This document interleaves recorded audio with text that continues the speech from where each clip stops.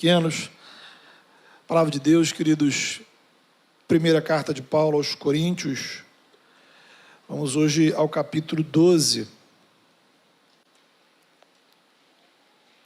Primeira de Paulo aos Coríntios, capítulo 12. Leremos a partir do versículo 12. 1 Coríntios 12, a partir do verso 12. Diz assim a palavra de Deus: porque assim como o corpo é um e tem muitos membros, e todos os membros, sendo muitos, constituem um só corpo, assim também com respeito a Cristo. Pois em um só Espírito todos nós fomos batizados em um corpo, quer judeus, quer gregos, quer escravos, quer livres. E a todos nós foi dado beber de um só Espírito. Porque também o corpo não é um só membro, mas muitos. Se disser o pé, não sou mão, não sou do corpo, porque não sou mão, não sou do corpo, nem por isso deixa de ser do corpo. Se o ouvido disser, porque não sou olho, não sou do corpo, nem por isso deixa de o ser. Se todo o corpo fosse olho, onde estaria o ouvido? Se todo fosse ouvido, onde o olfato? Mas Deus dispôs os membros, colocando cada um deles no corpo como lhe aprouve. Se todos, porém, fossem um só membro, onde estaria o corpo? O certo é que há muitos membros, mas um só corpo. Não podem os olhos dizer à mão, não precisamos de ti, nem ainda a cabeça aos pés, não preciso de vós. Pelo contrário, os membros do corpo que parecem ser mais fracos são necessários, e os que nos parecem menos dignos de honra, a estes damos muito maior honra. Também os que em nós não são decorosos, revestimos de especial honra. Mas os nossos membros nobres não têm necessidade disso. Contudo, Deus coordenou o corpo, concedendo muito mais honra àquilo que menos tinha, para que não haja divisão no corpo. Pelo contrário, cooperem os membros com igual cuidado em favor uns dos outros, de maneira que, se um membro sofre, todos sofrem com ele, e se um deles é honrado, com ele todos se regozijam. Ora, vós sois corpo de Cristo, e individualmente membros desse corpo. A uns estabeleceu Deus na igreja, primeiramente apóstolos, em segundo lugar profetas, em terceiro lugar mestres, depois operadores de milagres, depois dons de curar, socorros, governos, variedades de línguas. Porventura, são todos apóstolos? Ou todos profetas? São todos mestres? Ou operadores de milagres? Têm todos dons de curar? Falam todos em outras línguas? Interpretam-nas todos? Entretanto, procurai com zelo os melhores dons. Amém. Queridos, como é que você descreveria a sua experiência com a igreja? Me refiro aí às igrejas, em geral, que você já frequentou na vida, não apenas a nossa igreja, mas incluindo também aqui a Igreja das Águas. Muita gente tem boas histórias para contar, né? Talvez, se você somar tudo, os bons momentos são muito maiores que os momentos ruins. Ainda tem aqueles que tiveram a bênção, né, de começar a fé aqui na Igreja das Águas, então já começaram aí na melhor igreja do mundo, né? Então, brincadeira, irmãos.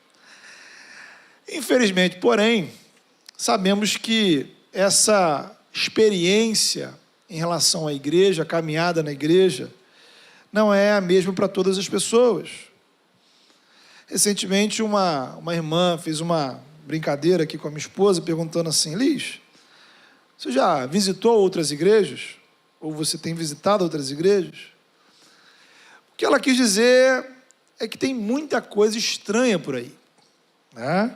E temos que dizer, infelizmente, tem coisas muito ruins, coisas erradas, coisas, inclusive, antibíblicas. Então, nosso entendimento teológico é que nem todo lugar que se chama igreja realmente é uma igreja no sentido bíblico. Porque não basta eu colocar uma placa ali na frente, né, na frente do prédio escrito igreja, assim como se a gente colocar uma placa escrito hospital, não transforma esse lugar em um hospital. Na verdade, você pode ter alguém que se chame pastor, podem ter músicas que falem de Deus, pode até usar a Bíblia e não ser igreja. São instituições religiosas, mas não igrejas no sentido bíblico. Porque o que caracteriza uma comunidade como igreja cristã é um conjunto de critérios bíblicos bastante específicos. Uma igreja é uma comunidade de pessoas que assumem um compromisso explícito com o Evangelho, com as verdades do Novo Testamento.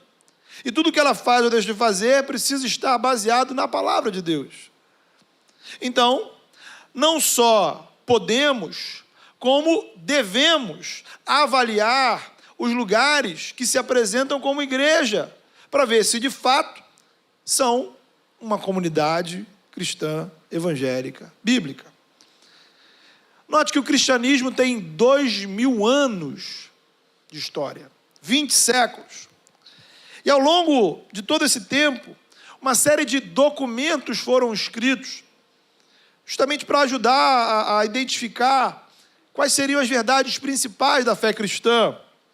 Entre esses, um dos primeiros foi o chamado Credo Apostólico, onde a palavra credo, ela vem do latim, que significa eu creio. Então, é uma expressão onde se apresentava uma confissão de fé. Diz assim, você já deve ter ouvido: creio em Deus Pai Todo-Poderoso, Criador do céu e da terra. Creio em Jesus Cristo, seu único Filho, nosso Senhor, o qual foi concebido por obra do Espírito Santo, nasceu da Virgem Maria, padeceu sob o poder de Pôncio Pilatos, foi crucificado, morto e sepultado, ressurgiu dos mortos ao terceiro dia, subiu ao céu, está sentado à direita de Deus Pai Todo-Poderoso, de onde há de vir para julgar os vivos e os mortos. Creio no Espírito Santo, na Santa Igreja, na comunhão dos santos, na remissão dos pecados, na ressurreição do corpo, na vida eterna. Amém. Note que o verbo crer é colocado sempre na primeira pessoa do singular. Eu creio. Então é uma confissão de fé pessoal, são verdades que devemos assumir. Então isso aqui, o credo apostólico, queridos, é o básico do básico, sabe? Se o cristianismo fosse uma laranja, se espremesse bem, o resultado assim seria essa afirmação. É algo do tipo, não dá para ser cristão se você nega as verdades do credo apostólico. Só que a igreja não é apenas doutrina, ainda que ela seja muito importante. Precisamos avaliar a saúde do cristianismo praticado por essa comunidade. Porque em muitos lugares a teologia, uma boa teologia está no papel, mas não está na prática, né? Por exemplo, se você acessar o site da Igreja das Águas, você vai ter lá o credo apostólico, o credo niceno, os documentos de Westminster, que compõem uma estrutura básica que nós entendemos, do que nós entendemos a respeito da palavra de Deus. Então a gente não acordou um dia assim de manhã, irmão, vamos criar uma teologia para a gente. Tem uma história, tem um fundamento. Só que você nunca irá conseguir discernir se esta igreja é uma comunidade bíblica e saudável apenas pelo site. Precisamos caminhar juntos. E aí quando a gente caminha, quando a gente convive, aí a gente percebe que muitos lugares, muitas igrejas não estão saudáveis. Isso é bíblico, irmãos. O livro de Apocalipse, nos capítulos 2 e 3, mostra Jesus avaliando igrejas que existiam na região da Ásia Menor, atualmente na Turquia. E a primeira igreja, a igreja de Éfeso, Jesus olha e diz assim: olha, vocês têm uma boa doutrina, mas vocês esqueceram o primeiro amor. Então tinha uma boa teologia, mas a prática não ia muito bem. E aí quando chega na última, na igreja de Laodiceia, a coisa estava tão séria que Jesus diz que ele estava prestes a vomitar a igreja da boca.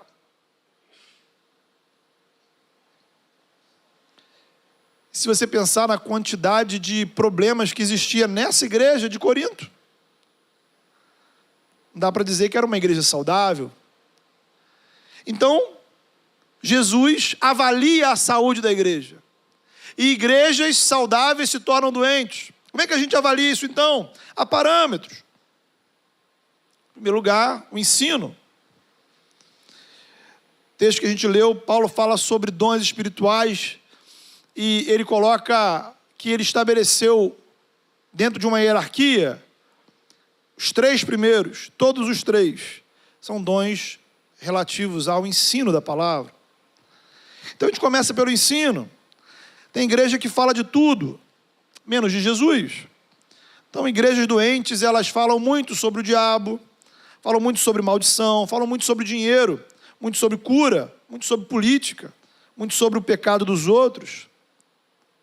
Igrejas doentes falam muito de você, mas falam um pouco ou quase nada do assunto principal da Escritura, que é o relacionamento com Deus através de Jesus. Também é necessário a gente avaliar a liderança. Igrejas doentes terão uma liderança adoecida, uma liderança manipuladora, controladora, egocêntrica, que quer ser servida, mas não quer servir, ou o contrário. Uma liderança displicente, irresponsável, distante, que não está nem aí para você, nem para a sua vida, para os seus problemas.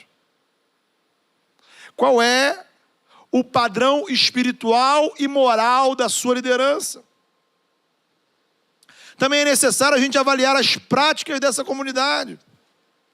Que tipo de preocupação essa igreja tem com oração, vida devocional, discipulado, comunhão, culto, adoração, missões, ação social, ensino da palavra, por aí vai. Então existem critérios, parâmetros para avaliarmos a saúde de uma comunidade, parâmetros bíblicos e espirituais. E aqui, queridos, eu faço uma ressalva. Eu não tenho a ilusão de que a nossa igreja esteja 100% em cada uma dessas áreas. Ao contrário, talvez em alguma dessas áreas nós estejamos caminhando não muito bem. Agora, o ponto é que não existe uma igreja 100% saudável. Isso é importante entender. A igreja perfeita é um mito, uma falácia do diabo. Porque enquanto você procura a igreja perfeita, o inimigo mantém você fora da igreja. Quem procura a igreja perfeita termina do mesmo jeito que quem procura um marido perfeito ou a esposa perfeita. Sozinho. Porque ninguém atende ao seu padrão de perfeição. Agora, existe uma média. Uma igreja saudável é aquela que consegue, no somatório desses critérios, manter, digamos assim, uma média positiva, né? Aí, dependendo da escola que você frequenta, a média pode ser 5, 6, 7. Mas uma média. Pelo menos acima da média. Uma igreja saudável tem problemas? Tem. Uma igreja saudável tem pecados? Tem. Uma igreja saudável tem líderes que erram? Tem. Tem pastores que erram? Tem. As coisas nem sempre dão certo? Exatamente. Planos são frustrados? É assim que acontece. Nem todos estarão sempre satisfeitos. Haverão desentendimentos. A saúde da igreja, na verdade, ela passa pela honestidade com que a gente admite as nossas fraquezas. Uma igreja doente, enferma, é uma igreja hipócrita, que finge sempre estar tudo bem, que esconde as suas fragilidades. E a gente não pode seguir nesse caminho, irmãos. Uma igreja saudável, uma igreja reconhece que nós temos dificuldades, Mas há uma intenção, há um esforço intencional, perseverante, contínuo, de buscar melhorar e estar bem em cada um desses critérios. Então, regularmente nós temos reuniões de líderes aqui na igreja e a proposta é exatamente essa: monitorar os sinais vitais da igreja, trabalhar em prol da saúde da igreja. Porque, querido, note bem, manter-se saudável dá trabalho. Pensa aí no seu corpo. Atividade física, alimentação, dormir bem, saúde mental, acompanhamento médico, e fazer tudo isso o tempo todo, regularmente. Então, é uma luta. E aí, de vez em quando, bate um resfriado, uma gripe, te derruba. Da mesma forma, até tossiu a irmã, tá vendo? O resfriado chega, irmão. O resfriado não tem jeito. É uma luta a gente manter uma igreja saudável. E assim como se a gente descuidar do nosso corpo, amanhã a gente pode estar doente. Se a gente descuidar da saúde da igreja, amanhã nós nos tornamos uma igreja de Laodiceia. Igrejas doentes podem ser igrejas que no passado foram saudáveis. Elas adoeceram, não se trataram e não conseguem sair desse estado de enfermidade. Talvez nem se deram conta que estão doentes. Então, queridos, esse deve ser o nosso compromisso. Não só como pastores, líderes, mas de cada um que é membro da igreja. Você precisa entender que você é responsável pela saúde da igreja. A sua saúde espiritual influencia, afeta a saúde da comunidade. Esse é um importante desafio que você precisa assumir. Se a nossa igreja é uma bênção para você, trabalhe para que ela seja bênção também para outras pessoas. Cuide da sua saúde espiritual e procure contribuir com a saúde espiritual dos outros. Em cada área que você atua, em cada time da igreja que você serve, esteja funcionando da forma mais saudável possível. E cabe registrar, queridos, existem sim igrejas saudáveis por aí. Louvado seja Deus por isso. Gente crente, gente séria diante de Deus, trabalhando com afinco pelo reino. Talvez não é fácil achar, mas existe. Acredite, centenas, milhares. Então, recapitulando aqui a nossa história. 2 verdades importantes que nós apresentamos aqui sobre a igreja. Em primeiro lugar, nem todo lugar que se chama igreja é verdadeiramente uma igreja no sentido bíblico. É necessário um conjunto de critérios bíblicos e espirituais para que uma comunidade de pessoas seja considerada uma manifestação local legítima do corpo de Cristo. Em segundo lugar, existem igrejas saudáveis e igrejas doentes. E, de fato, muitas comunidades estão por aí, enfermas e com lideranças, emocionalmente enfermas e espiritualmente adoecidas. Tem igreja que já nasce doente, tem igreja que adoece com o tempo. E o que isso tem a ver com você? Algumas coisas. Em primeiro lugar, já falamos, se você é membro da igreja, então você tem um compromisso mútuo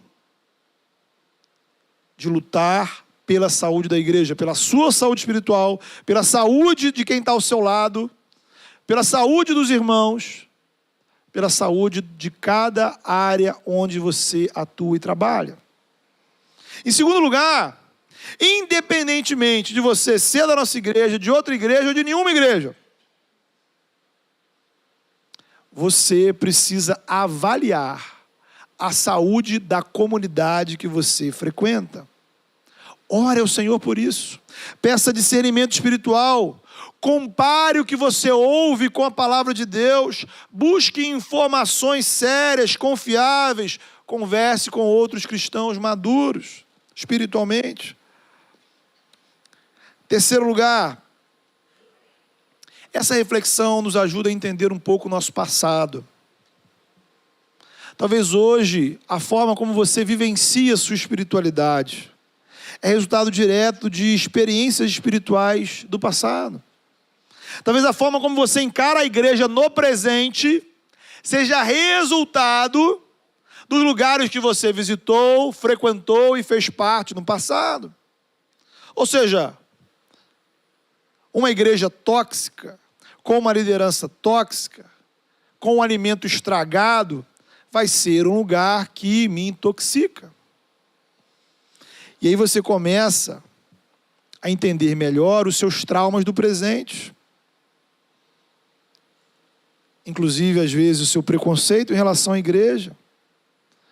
A sua falta de disposição de assumir um compromisso.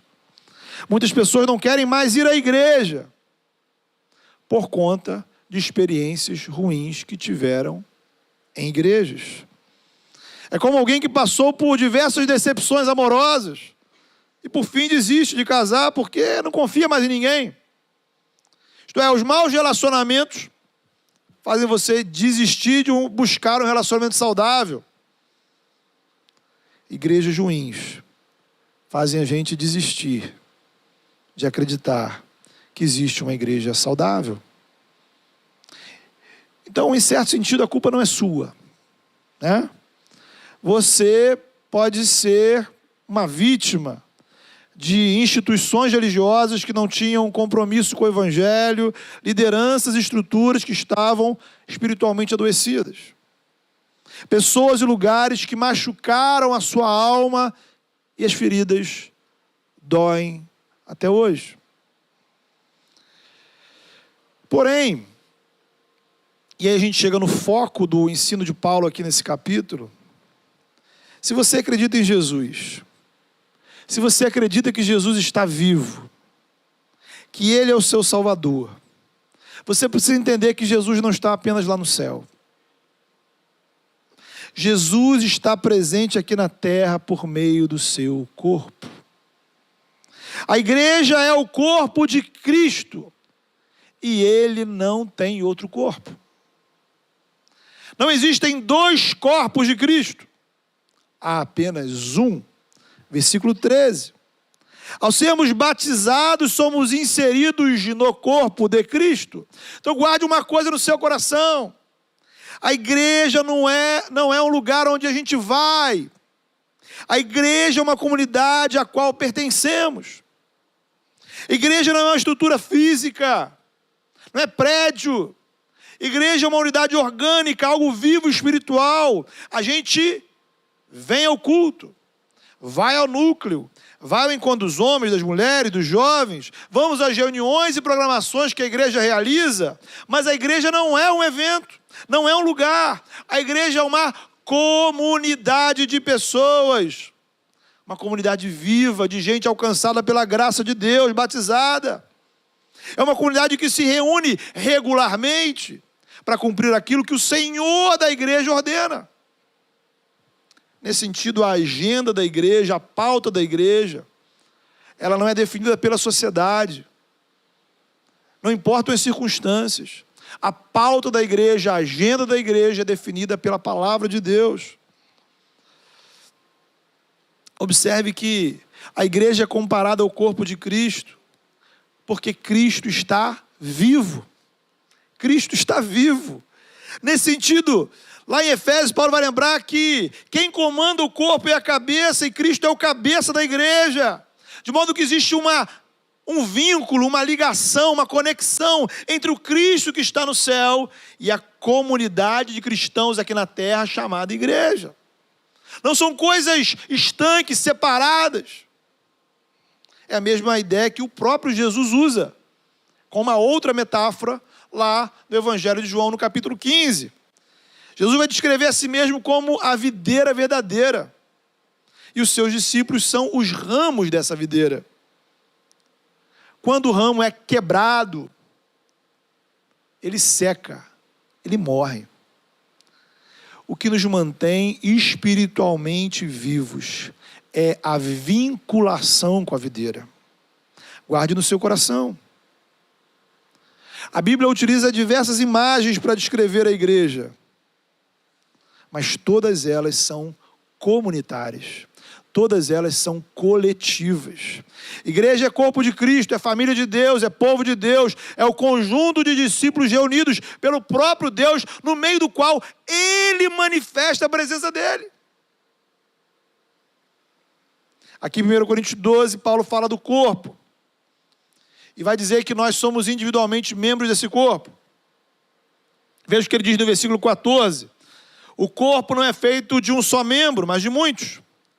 No 21 ele faz a seguinte questão: o olho não pode dizer à mão, não preciso de você. Ou seja, assim como o olho sozinho não faz corpo, nem uma mão sozinha constitui corpo, um crente sozinho não faz igreja. Você isoladamente pode acreditar em Deus? Pode. Você pode ser uma pessoa legal, e talvez até Deus te leve para o céu, né? Porque Deus é gracioso. Mas separadamente, você não constitui corpo de Cristo. Também não vale dizer que você faz parte do corpo de Cristo, mas não faz parte de uma igreja específica. Essa é uma falácia muito repetida. E há dois equívocos aqui. Em primeiro lugar, o corpo de Cristo não é um amontoado de membros. Se fosse assim, o cristianismo seria como um laboratório de faculdade de medicina. Um monte de pedaço de corpo espalhado. Não somos pedaços de corpos mortos, espalhados pelo mundo afora. O corpo de Cristo é uma comunidade viva. E o corpo só está vivo quando os membros estão interligados entre si. Isso nos leva a uma segunda questão, ao segundo equívoco. Quando Paulo descreve a igreja como corpo de Cristo, ele está falando para uma igreja local. Quando Paulo escreveu essa carta, ele não estava pensando na igreja das águas.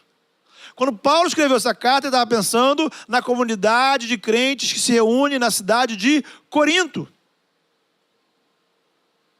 Então, a igreja local é a manifestação real e concreta desse corpo. O corpo de Cristo, ele se manifesta em comunidades que são delimitadas geograficamente, compostas por um conjunto de pessoas reais, que se conhecem. Embora os cristãos lá da Nova Zelândia façam parte do mesmo corpo de Cristo que a gente, somente congregando em uma comunidade específica eu posso cumprir o que ele diz aí nos versículos 25 e 26. Todos os membros devem ter cuidado uns pelos outros. Quando o membro sofre, todos sofrem com ele. Quando o membro é honrado, todos se alegram com ele. E na verdade, se você meditar bem no Novo Testamento, você vai perceber que uma série de princípios e orientações somente são possíveis de serem cumpridas quando pessoas reais se comprometem com Jesus, com a palavra e uns com os outros. Daqui a pouco a gente vai celebrar a ceia. Paulo fala sobre isso aqui no capítulo 11. A ceia é uma refeição comunitária. Jesus instituiu a ceia com os seus discípulos reunidos.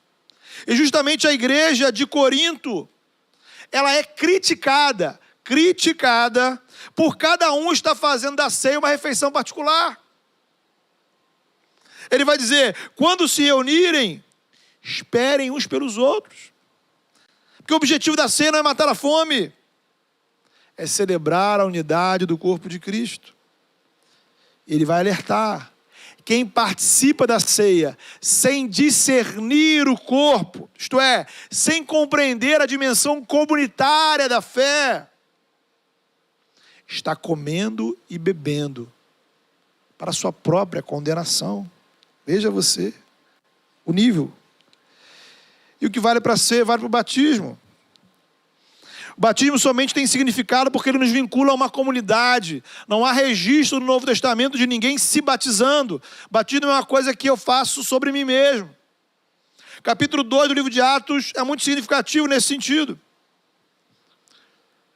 Primeiro, os inícios da comunidade cristã. Pessoas creram, foram batizadas, foram acrescentadas à comunidade.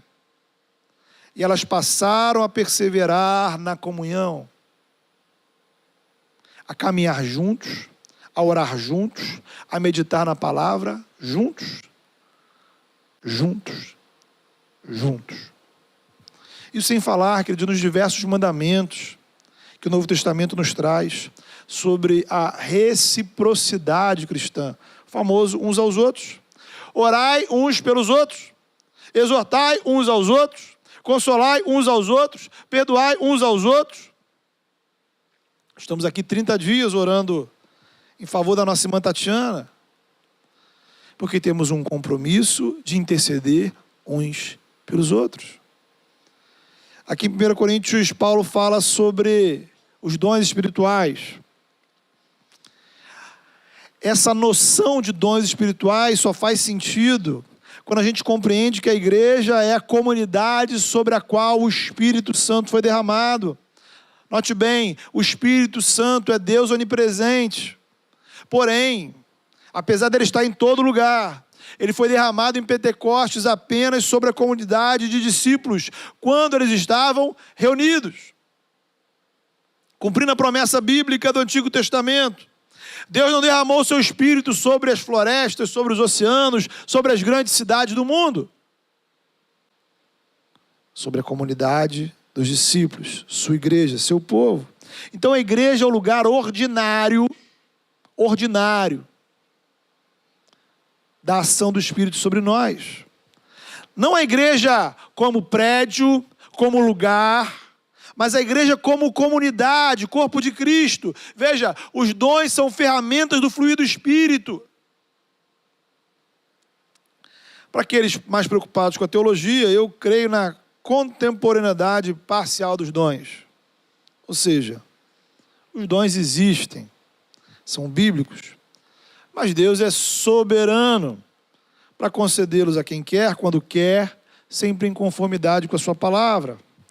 A contemporaneidade é parcial, porque dentro da soberania de Deus, ele não é obrigado a dar todos os dons do Novo Testamento sobre cada igreja na mesma quantidade, da mesma forma. Tá? Agora, se estamos reunidos como igreja, estamos no espaço prioritário da ação do Espírito. Ele atua entre nós, através de nós, por meio da concessão de dons. É o que ele vai dizer aí nos versículos 27 a 30. Multiplicidade de dons. E se o dom, veja bem, se o dom é um instrumento pelo qual o Espírito Santo atua e edifica as nossas vidas, significa que o Espírito Santo atua sobre você através da vida do seu irmão e da sua irmã. Olha que coisa interessante. Por mais crente espiritual que você seja, você precisa do outro para experimentar o fluir do Espírito sobre você. Não dá para a gente comprar dons espirituais no shopping ou na internet. Então Deus não dá dons. Os dons não são assim alguma coisa que fica vagando na atmosfera. Deus dá dons a pessoas. Então, para eu ser edificado pelo seu dom, não dá para eu separar você do seu dom, tipo, eu quero o seu dom, mas não quero você. Pessoas. Assim como o olho precisa do ouvido do coração, o coração do pulmão, precisamos uns dos outros. Eu sou pastor. Eu creio que Deus me capacitou com o dom espiritual do pastoreio.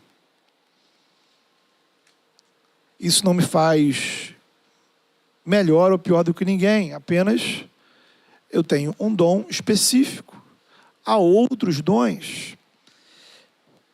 E o meu dom só tem sentido na comunidade. Não faz sentido eu pregar a palavra na minha casa para o meu espelho. No entanto, para você estar ouvindo essa pregação, tem alguém trabalhando no áudio do microfone. Para você acompanhar a pregação na sua casa, tem alguém aí na câmera, tem gente no computador. Para assistirmos e acompanharmos o culto juntos, tem irmãs cuidando dos nossos filhos lá em cima. Antes da gente iniciar a pregação, fomos edificados pelos irmãos que louvaram ao Senhor. E ainda antes do culto começar, pessoas estavam na intercessão orando por aquilo que iríamos fazer aqui. Isso, irmãos, é corpo de Cristo. O corpo é um só, mas existe uma diversidade de membros e uma diversidade de funções. E é um privilégio fazermos parte desse corpo. Então eu queria concluir recapitulando um pouco do que a gente viu no início. Situações ruins, lugares que parecem igrejas, mas não são. Igrejas doentes, lideranças doentes que nos fazem mal. E talvez na sua caminhada você já teve experiências ruins. Mas a intenção dessa pregação é você reconsiderar. Se você crê em Jesus Cristo, o seu lugar é no corpo de Cristo. Não precisa ser nessa igreja, mas precisa ser em uma igreja. De gente pecadora como você, mas gente que é capacitada com dons espirituais pelo Espírito Santo, onde você vai ser bênção na vida de alguém e pessoas serão bênção na sua vida. Sozinhos nós não chegamos em lugar nenhum. Juntos nós chegamos mais longe.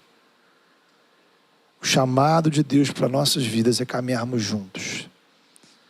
E se você está nessa comunidade, precisamos cuidar uns dos outros. E precisamos cuidar da saúde da comunidade. Se você ainda não faz parte da igreja, né? Como diz aquela canção, há lugar na casa para você. Vamos orar? Deus amado, nós louvamos o Teu nome, Senhor, pelo privilégio de sermos corpo de Cristo.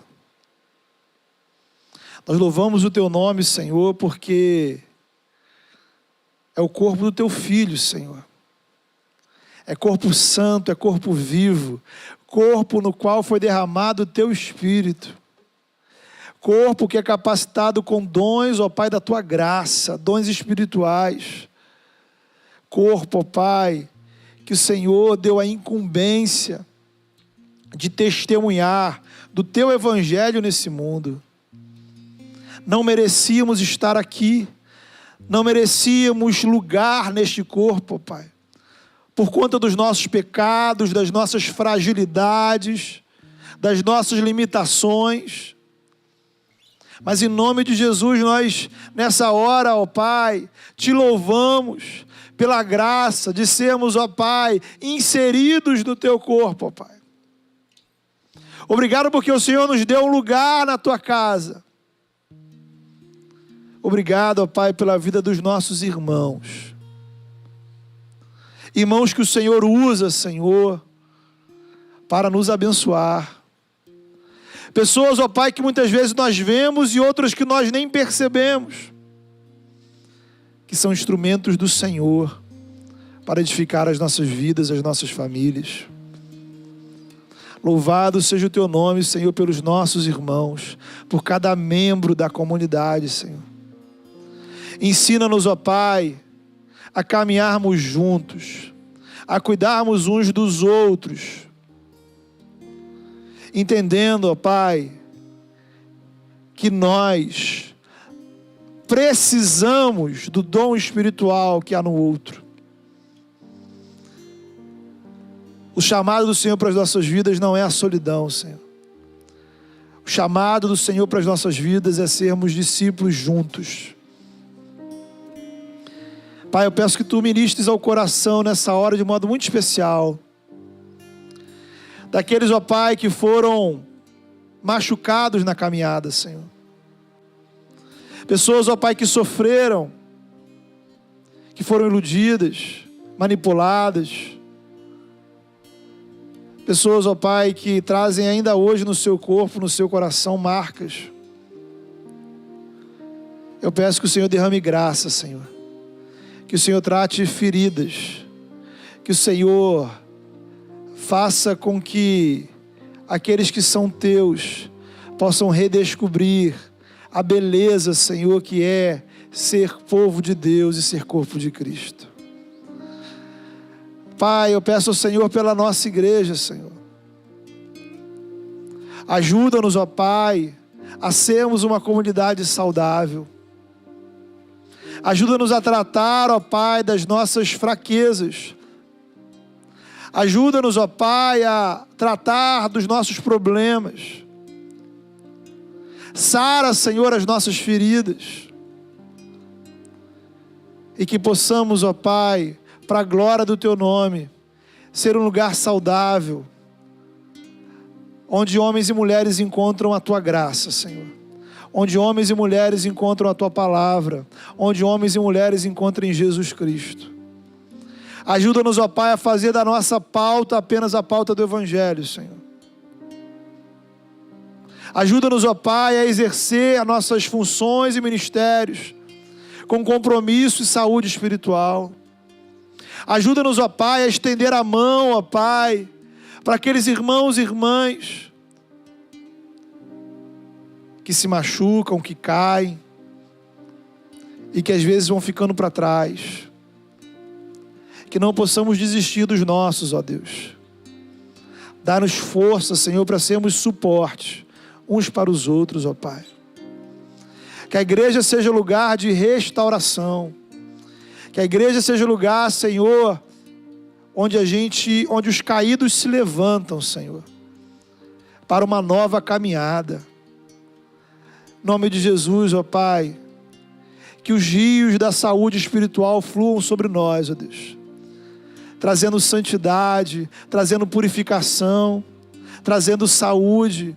Que tudo aquilo que em nós, ó Pai, está intoxicado do pecado, das coisas do mundo, das inquietações da sociedade, das nossas idolatrias, do nosso ego, do nosso orgulho, da nossa vaidade, dos nossos traumas, das nossas manias, das coisas que nós não estamos dispostos a abrir mão. Cura-nos, ó Pai, de tudo isso. Lava-nos, ó Pai, limpa-nos.